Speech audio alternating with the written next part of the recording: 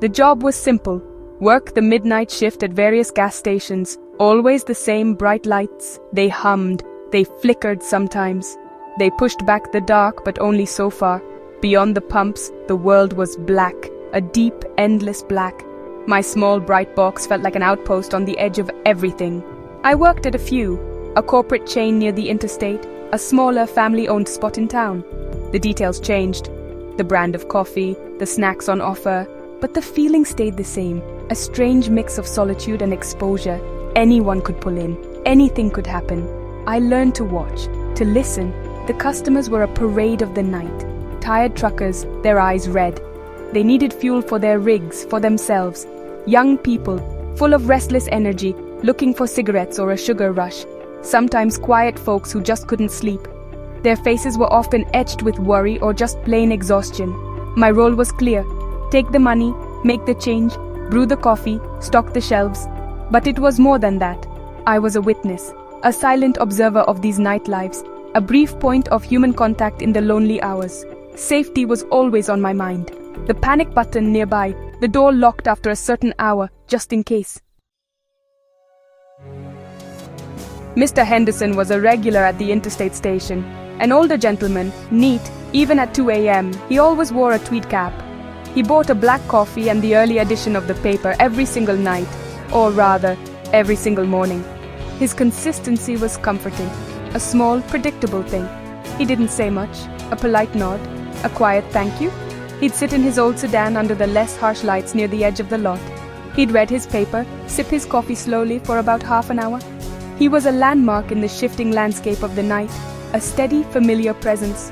One Tuesday, trouble felt near. A beat-up car pulled in. 2 men inside. They didn't buy gas. They just sat there, watching the store, watching me. My stomach tightened, a cold knot of fear.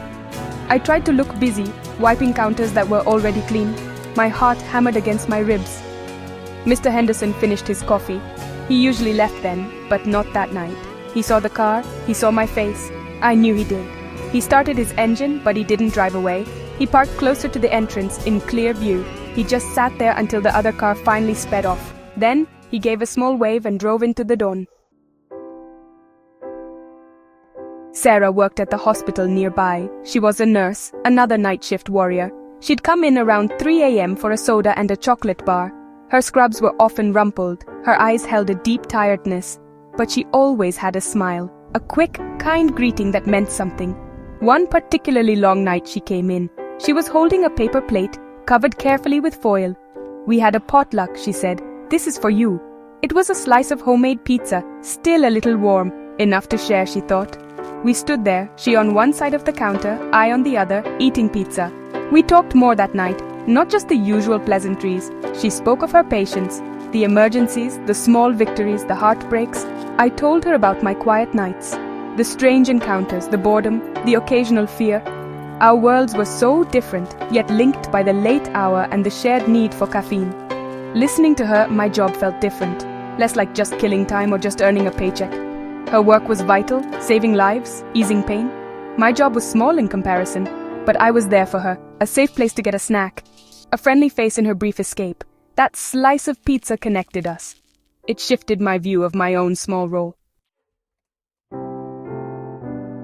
The stories came in pieces with each transaction. A trucker worried about his family miles away, a student cramming for exams, fueled by energy drinks, a musician heading to a late gig, full of hope and nerves. Each person carried a world with them. They'd share a sliver, then drive off into the darkness. I remember one driver, a man with kind eyes. He bought coffee and a map, a real paper map. He said, "This job teaches you patience." He paused, then added, "And to always look out for the other guy, not just on the road, mind you, in life." His words stuck with me. Simple, true, I saw it happen. There was an unexpected kindness in these fleeting moments. People were often more open, more vulnerable in the quiet of the night. A shared cigarette outside, a commiserating glance over rising gas prices, a warning about a speed trap.